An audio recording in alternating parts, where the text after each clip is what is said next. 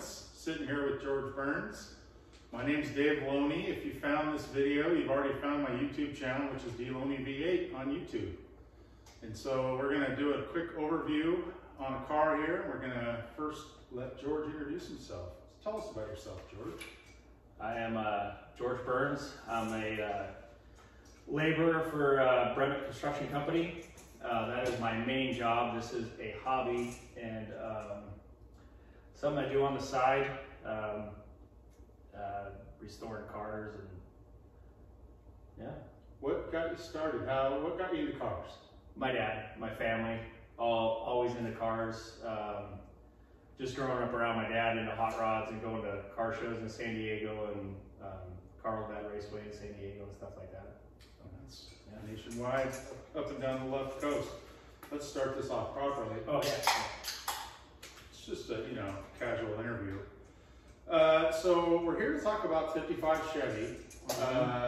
Maybe you want to start by talking about which one it is. So this 55 Chevy is owned by my Uncle Brian, and it was featured in the movie Top Gun in the volleyball scene in 1985. It was if anybody's seen the movie, most people know the volleyball scene. It was in the background. Yeah. So. That scene's actually a favorite of my wife's because of Slider. Oh yeah. Yeah. She's a big fan. So the cars, you said the car's owned by your uncle. You want to talk a little bit about that? Yeah, so my uncle bought it in 1979. Supposedly it spent its life as a race car before he owned it. He picked it up, had to put a heater in it, repair the shock mounts in the trunk floor, that kind of thing. It was just a driver. Small block Chevy with a T10 4-speed. Had the original rear end in it still. And then, yeah, it was blue. Is it turned burgundy? It was, so in 1983, my dad had a spot at the, in Miramar at the hobby shop there where they let guys come in and work on cars and stuff. So he had a spot in there in 1983 where he painted cars. So my uncle brought this to him in 83 and they sanded it down in like 2 days and primered it and painted it there. And it was, yeah, it's a Fire Mist Metallic, I believe is the name of the color. I can't remember if it's, I think it's a Cadillac color. Nice. So, yeah. So you mentioned your uncle and you mentioned your dad. Maybe talk a little bit about Burns Brothers Performance. What is Burns Brothers Performance? So when my dad and his brothers were younger, this is a story I got, was they were going to the parts stores and buying parts and all these, places, and they were telling them, hey, if you guys had a business, we could cut you a little bit of a deal. So they came up with Burns Brothers Performance. So every time they went down to, buy the parts at whatever parts house, they were buying parts from, it was, yeah, Burns Brothers Performance deal, so that's where that came about. And, it was all my uncle's, I just adopted it from them. And, they've kind of helped semi-pass the torch, they're still using it, but I use it too, and it's a family affair thing. So. Yeah, and so and I think the logos that I've seen, it's California, Oregon, Illinois, Missouri, and Virginia. Yeah, that was nationwide. Yeah. Nice. And anybody who knows you knows getting a good deal on parts. So that was born in. Well, yeah, you got it. Absolutely. That's survival. They don't give them away, so you got to get a deal where you can. Yeah, nice. Yeah. So your uncle had the car. The car was in the movie. He kept it around, whatever, cruised it. Went to car shows all over San Diego with it. Raced it at Carlsbad a couple times. Blew up the rear end. Ended up putting a 9-inch in it. Had several small blocks in it, I believe. They used to take it to Yuma, Arizona, to the classic Chevy shows, and yeah, it was kind of funny, he'd take it to car shows, and people would be like, "Is that the car in the movie Top Gun?" So they asked him so many times, he just put a sign in the window. Yeah, because it's like, you only answer the question so many times. So. And so maybe talk a little bit about how you got from that point, from cruising, and the car looked decent. I saw it when it showed up here. How did you come to restore the thing? So it was in pretty good shape. It had lost, broke the 1955 wheel studs on the passenger side. So it caved the fender in, and it had it'd been painted since '83, so it had its fair share of bumps and bruises and scratches and stuff like that. But yeah, it was all relatively straight, and, still looked very presentable. But my dad, when he passed away in 2014, I had gotten together with my uncle, several times since then, and I had mentioned to him that I would like to restore the car. I would like to be the one that got to restore the car, since my dad my dad did it previously. And he agreed, thought it was a good idea, so he hauled it up here. I believe that was in 2017, or maybe sooner. I had some other projects. I had to finish a Camaro for my sister, so I was in the middle of finishing that when he brought it up. But so he brought it up here, and it sat dormant for a few years. But that's how I became to build it. So car came up, sat, like you say, it sat dormant for a while. Yeah. You tore into it. Uh-huh. You stripped it. Yeah, so he stripped the engine and transmission out of it before he brought it to me, because we knew we weren't going to reuse it anyway. So he left that down here, brought me the car as a roller. So I tore the car apart. It was like the first time the glass had ever been out of the car. So the front and rear glass was all original in the car. So that was kind of cool, being able to do that for the first time. The car had, nice interior in it, that kind of thing. We ended up, we're going to upgrade that. But so I pulled it all down, and I took it to Salem Powder Coat. So the story was California car. Oh, California car. I don't know where it originally came from. Rust-free California car. It may have spent some time somewhere else before California. Yeah. So I took the Salem Powder Coat, and Scott Fink and Mike over there, they did their magic on it, and they stripped it down to bare metal for me, and it was Swiss cheese when it came back. So, in all my years of all the cars I've ever seen my dad paint, in my recent memory, this is probably the worst car I've ever seen as far as, what it came back. Well, and it should be said, right? He didn't know what was under the... Right. He never saw the Swiss cheese. Well, when they painted the car, like I said, they stripped it down, and it had already had bodywork on it. They stripped it down, they touched up the bodywork, and then they painted the car. Well, they didn't go to the extent that I did and strip it, have it blasted to remove everything. And when I did it really showed its true colors. Oh yeah. I mean, it was good for what it was, for a while, but now it's just time to take it to the next level. Yeah. So. But that was a very unwelcome surprise. Yeah. There was a lot of welding and fitting. Well, and like what Uncle said, they're back then when they did the car, the availability of the replacement panels and all that stuff wasn't there like it is now. Yeah. It's so this quarter panel is new. The trunk pan is completely new. The front half of the floor pan is new. Both driver's and passenger side door skins are new. The patch in the passenger's fender where the tire hit it is new. The A-pillar. It did have A-pillar rust on the passenger side. It has a little bit on the driver's side. The inner outer rocker panels. So yeah, it was considerable. Yeah. So and the both cowl corners, inner and outer cowl corners, and lower hinge pockets. Right. Were gone. So lots of, like I say, cutting, fitting, welding. It's been more metal work than I've done on all the cars I've ever done. Yeah. And so fast forward to today, I mean, obviously you've done all the metal work. There's no Bondo, right? Right. I've used Bondo to fill it, but there's the usual. It's all metal now. Yeah. There's no Bondo filling holes and no weakness. So maybe talk a little bit about, the planning, right? I know you're different than most of your friends. You actually plan ahead when you do a restoration.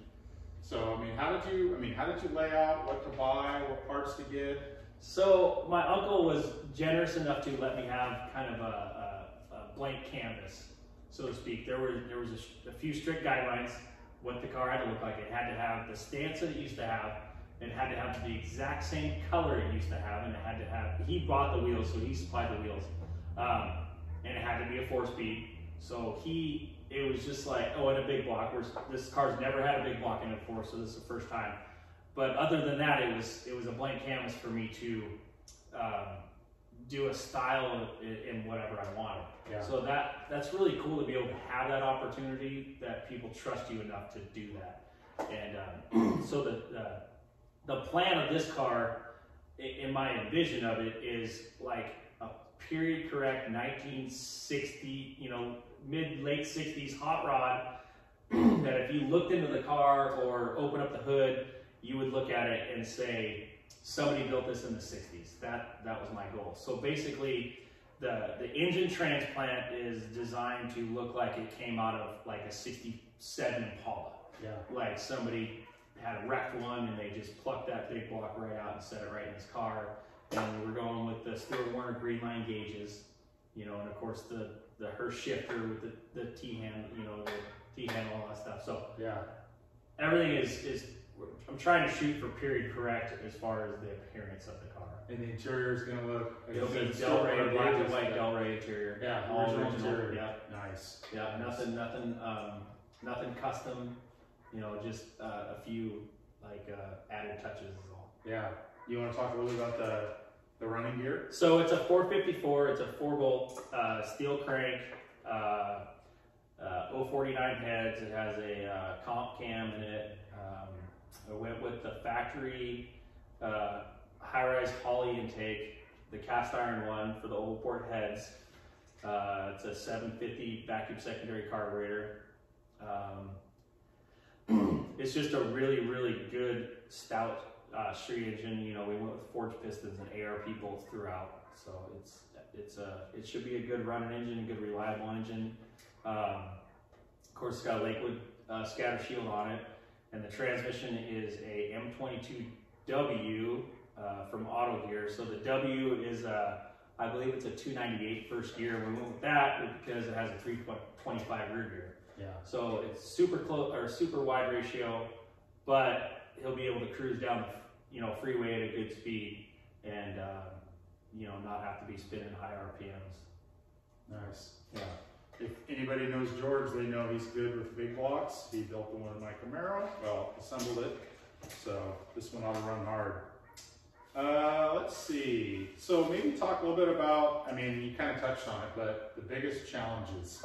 So I'm thinking you're going to talk about the Swiss cheese again. But yeah, I mean, that was the biggest part, was doing the metal work, and it was, for me, it was, that was the biggest hurdle to stay motivated on the car, because growing up around my dad was the one that did all this stuff. Yeah. I'm not a body guy. I don't paint cars. When Dad and I built cars together, this is the stuff I did. I did the chassis, I did the engines, I did, you know, rear ends and transmission stuff, interior assembly. My dad did all the paint and body work. So we were a good team in that we could, you know, bring our talents together and come out with some pretty cool stuff. So having to do this by myself is probably the biggest challenge of, you know, planning the car out, replacing the rust, and, you know, working the metal. My dad had a gift for working metal that I'm still learning. Yeah. So it takes me a little bit longer to achieve the same goal that he achieved in much less time. Yeah. So I'd say that's probably my biggest challenge. Well, confidence, right? So you mentioned the Camaro, Christie's Camaro. Mm-hmm. You did the body work and you painted that one. I know you had some help, but that turned out nice. So maybe it's not the thing you gravitate to, but you can do it. Yeah. Yeah. I mean, I try to stay modest about that one. That car was in pretty decent shape. It needed a quarter panel. It came out really, really nice. Like nicer than I expected it to come out, being the first car I painted, but I did have help. Yeah. Joe Miller helped me, coached me throughout that whole process on that car. I didn't want him to do the job for me. I just wanted him to coach me. Yeah. Because I really wanted it to be something that I did. But I did reel him in for their cut and buff on it, and it came out pretty nice. No, that turned out awesome. Yeah. You want to touch on, so again, you mentioned that this isn't your day job, right? You work construction. Yeah. I know you like to get out and race once in a while. You got other cars that you work on. You got your own car that you race. You've also got a wife and daughter, 4-year-old, right? Yeah. And so maybe talk a little bit about the sacrifice. I know you're one who gets things done and you put in long hours out here. It's tough, you know. I have fiance Nikki and my daughter Juliana. It's tough being away from them and not being able to join in on, you know, their weekend adventures and take them places, because this car is a deadline. I have a deadline I've set for myself to finish this car, and I'm a deadline-oriented person. Yeah. So if I set a deadline, that's what keeps me motivated on it. Yeah. So it's been a little bit of a challenge, but I couldn't be out here doing this without Nikki's support. She's pretty much my rock. Can't see it on the camera, but there's a stack of sanding blocks in the top of the toolbox. So yeah, George has been in block sanding jail here for the past few weeks. Yeah. So, so obviously, I mean, you talked about kind of where the car is today. The chassis is sitting here ready to go. The body's really close, or it looks really close. It's close, and then I have to do some fine tuning with blocking and a little bit more glazing in a couple spots. Other than that, it's pretty close. I have to touch up the floor pans a little bit where I put the patches in, and then yeah. So the plan is to get the bottom of the car ready to go and the firewall, and get those painted, and then the body will go back on the frame, and then yeah, we'll jam it and paint it. Nice. Again, you can't see it on camera, but George has tables set up, and he's in the past, week or so, inventoried all the parts and picked up the last few things, or got the other things coming that you need. So. Yeah, that's been a challenge too, because I bought the parts a few years ago for the car when we started on it. So now with the availability of parts being pretty scarce, I was starting to get a little worried about being able to get the rest of the pieces I needed to finish the car. So was able to actually locate everything I needed for the most part. There'll be a few more trinkets I have to order, but for the most part I have everything. And you touched on what's next. So you have a date with hopefully a paint booth and a headliner. Yeah, Memorial Day weekend this car should be painted, and then the headliner appointment is June 1st, and at that point I will get it back over here that Friday after Memorial Day, get it cut and buffed, and then start assembly. I gotta get the front and rear glass put in it, get it aligned. So yeah, it should go pretty fast once I get everybody else on board that needs to help me out with their little tasks. So alignment is Jeff Todd at Hillyer's. Yep. What about exhaust? Tom Flatt. I'll have Tom do the exhaust. Nice. It should be pretty straightforward on this one. I've seen other Tri-5s with this header setup, and I'm going to center the gas tank, so that'll help a lot with the tailpipes. But yeah. Cool. Any final or closing comments? No, I mean, just stay tuned. It's going to be pretty cool to see this thing come together, and I hope that I can get Dave together and we can do a in-car road test. Would be really cool, because this thing is going to be a blast to drive on the street. Absolutely. Yeah, I'm looking forward to hearing the whine of the M22. So yeah, that'll be the pinnacle, the road test, maybe a burnout. I like your line that said if the car's going to be easy on the eyes and hard on the rear tires. Yeah. It should be. So yeah. All right. Well, thanks everybody. You're supposed to say like and subscribe and hit the share. Like and share, yeah, and hit the bell so that you get new videos. You see lots of racing escapades. We do have another buddy with a orange 55 that if you're looking at this channel, you've probably already seen it somewhere. So and the old Gold Nova. You never know, we'll get that out again this year. So. Yeah, there you go. All right. Well, thanks.